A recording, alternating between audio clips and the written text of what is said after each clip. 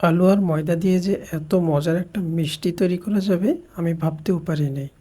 বাসার সবাইকে যদি চমকে দিতে চান তাহলে এই রেসিপিটা অবশ্যই ট্রাই করে দেখবেন। ভিডিওটি শুরু করার আগে বলে নিই, যারা চ্যানেলে নতুন দেখতেছেন প্লিজ চ্যানেলটাকে সাবস্ক্রাইব করে দিন, তাহলে নিত্য নতুন ভিডিওগুলো সবার আগে আপনি পেয়ে যাবেন।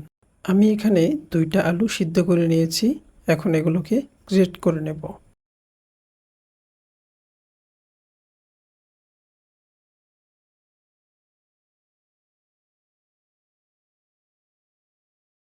গ্রেট করা হয়ে গেলে একটা চামচ দিয়ে ভালো করে মিক্স করে নেব, যাতে কোনো দানা দানা না থাকে।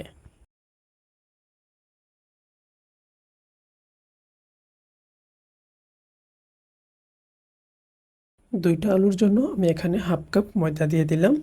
দিয়ে দিব হাফ চামচ বেকিং পাউডার, হাফ চামচ বেকিং সোডা, হাফ চামচ ঘি। ঘি যদি হাতের কাছে না থাকে রান্নার তেলও দিতে পারেন। এখন সবগুলো উপকরণ ভালো করে মিক্স করে নেব।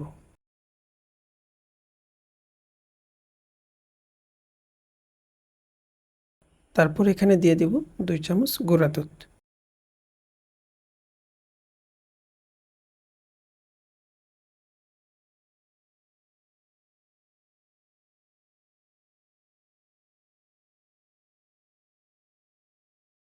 ডো তৈরি করা হয়ে গেছে, এখন ভালো করে হাত ধুয়ে তারপর অল্প অল্প করে নিয়ে রশি বানিয়ে নেব।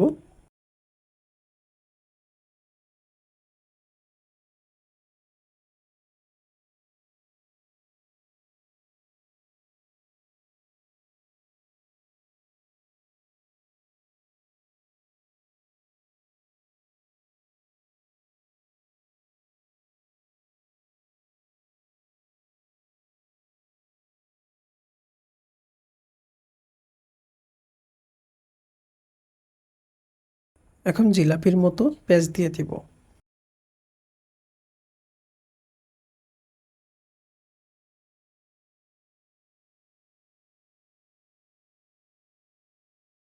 তারপর মাথাটাকে টিপ দিয়ে লাগিয়ে দিব, তাহলে আর ছুটে যাবে না। আমি আরেকটা আপনাদেরকে বানিয়ে দেখাচ্ছি।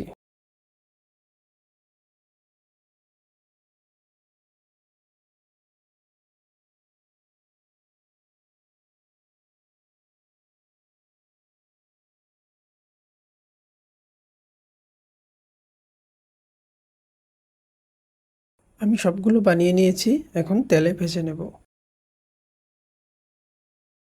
ভাজার সময় চুলার আঁচটাকে 1 মিনিটের মতো হাই রাখবেন, তারপর আবার লো করে দিবেন।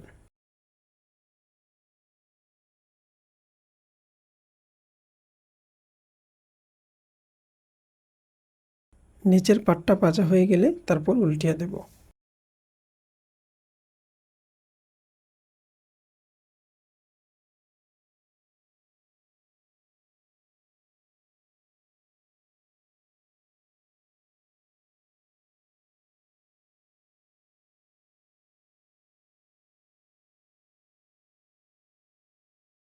যখন দেখবেন এরকম একটা সুন্দর কালার চলে আসছে, তারপর সবগুলো নামিয়ে নেবেন।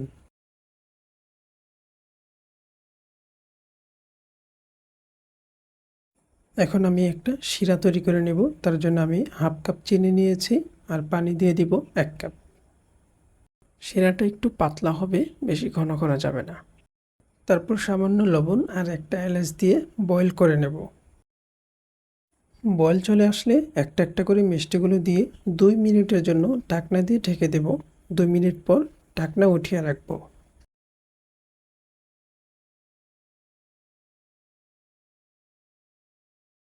এখন একটা একটা করে উল্টিয়ে দেব।